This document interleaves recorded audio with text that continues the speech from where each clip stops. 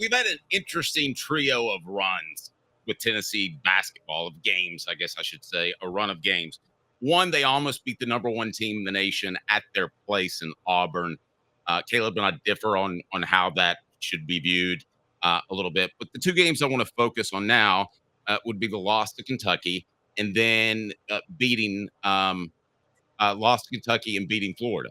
So my question for you, Caleb, is which was more telling, that loss to Kentucky or the win against Florida? Because you could make an argument either way. You could point to the loss to Kentucky and say they're flawed, or you could point to the win over Florida and say this is one of the better teams in the nation. Do you believe more or less in Tennessee basketball after the last two games? I still actually believe less. I think the loss to Kentucky is a bigger deal than the win at Florida. And by the way, people are going to think that's crazy because let's talk about the inconsistencies. Kentucky was lower rated than Florida. They were 12th. Florida was 5th. And then Kentucky on Saturday after beating Tennessee, they went and lost to Arkansas. So this shows how wild the SEC is this year. But here's why the Kentucky loss is bigger than the Florida win. I think the Florida win had a lot to do with Tennessee just getting lucky that the Gators were shooting so poorly that day. That happens in basketball. I know you're not the biggest fan of him, and I'm not either with the way he treated the media, but there's a great interview with Bobby Knight, Dave, of all people, back in 1987 when Indiana, they beat Northwestern by 51 points and then needed overtime to beat them on the road. And the reporter was like, kind of amazes me that, there can be that much of a gap. And Knight's response was, if it amazes you, you don't know basketball. and his point is, a lot of times the difference on the margins in basketball are not what you actually see on the court. Sometimes, maybe you play a little bit better, another team plays a little bit worse, and you shoot a really, really good percentage, and it makes a huge difference. Florida shot a horrible percentage on Saturday against Tennessee, one that they don't do every time, and they wouldn't do going forward.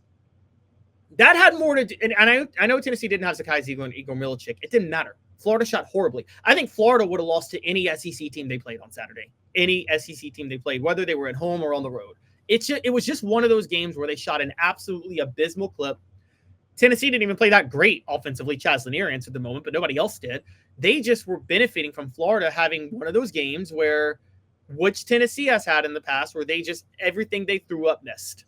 And I don't think that has much to do with how Tennessee played against Florida, honestly. I think you can celebrate it, be happy with the win. And yes, you give the defense some credit. But Dave, you know this. I mean, defense can only go so far when a team's not shooting well from three. Sometimes the team's like that. That's because if the team is actually hitting their shots, there's no defense you can play. There's no defense you can play against Golden State when Steph Curry's hitting his shots. There's absolutely no defense in the world that's going to stop that. So go ahead. So basically, I think beating Florida was just about how poorly Florida shot the ball, whereas Kentucky was a back and forth game, and that's where you saw some major offensive issues for Tennessee. I think the offense for Tennessee was good against Florida.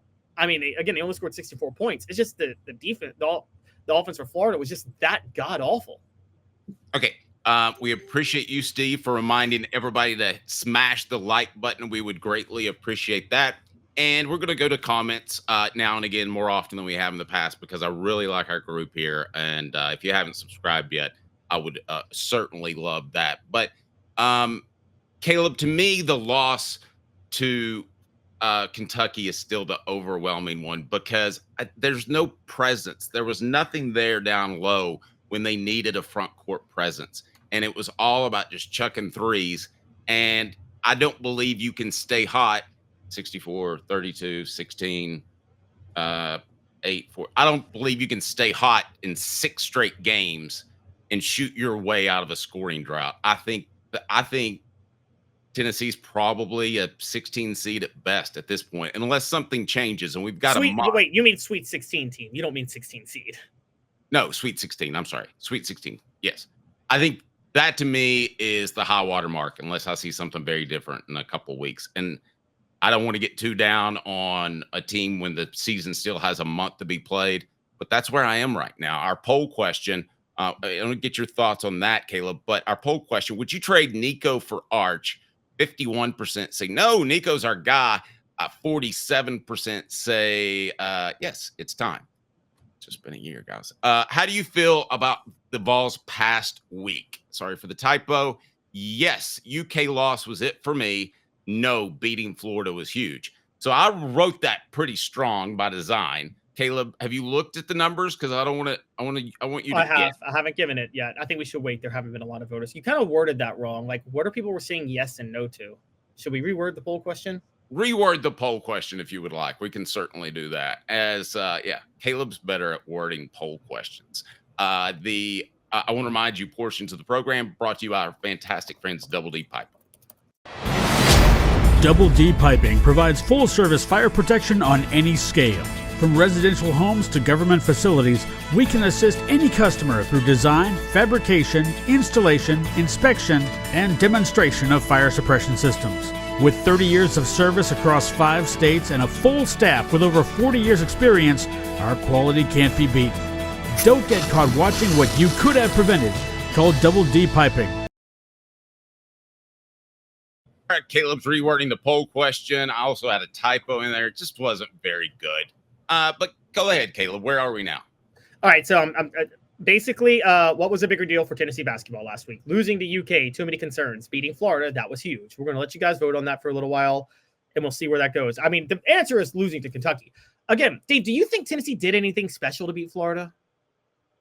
I know that. I mean, that's crazy because they're a top 5 team and they won by 20 without 2 starters, but that was about Florida, right?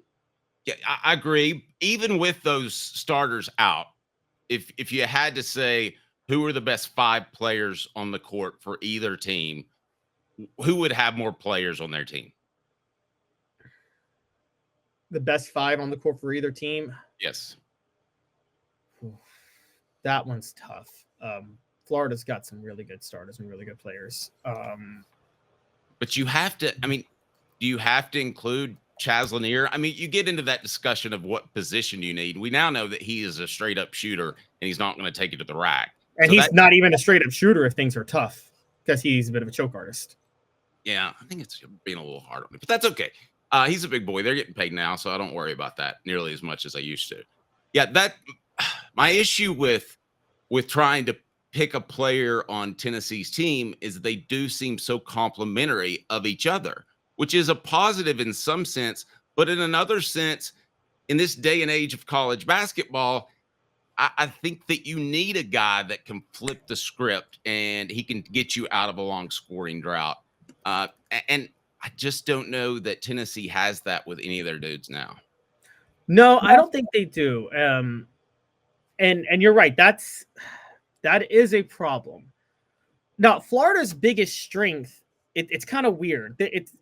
It's their biggest strength is forcing teams to miss threes.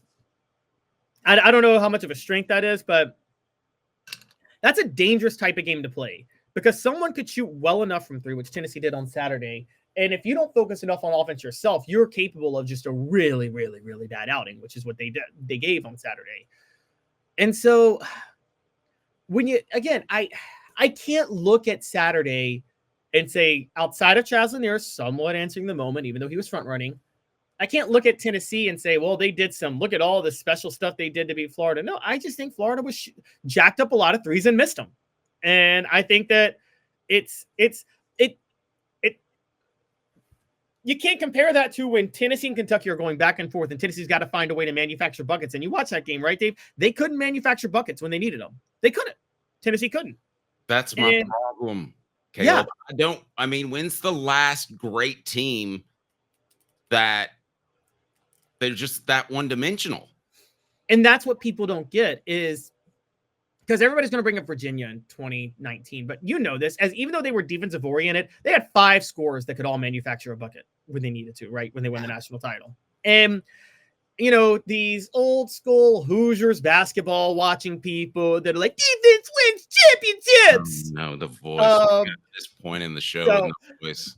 I'm sorry, but it's true. Like, they're like, if you put, defense travels. Yeah, but you got to shoot well every game in the NCAA tournament, because if you got a bad shooting day, you're probably losing and getting bounced out. And I don't think people understand that concept. Tennessee, I think against most top 10 teams, Tennessee would have lost the way they played against Florida on Saturday.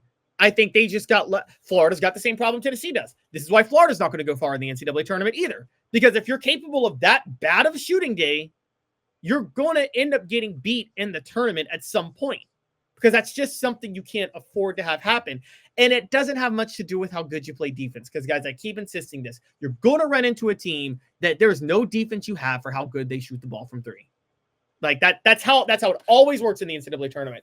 I don't want to bring I'll jokingly bring race into it for a minute, but that team, Dave, that has 4 white guards that they just put all, like, 4 corners, honestly, all around the 3-point line, and they got one big inside that the big may go up, or he'll kick it to one of the 4 guards that's open, and they're just going to hit it every time they shoot. Like, they're just red hot. Those smaller schools from smaller conferences. You know the type of teams I'm talking about, right?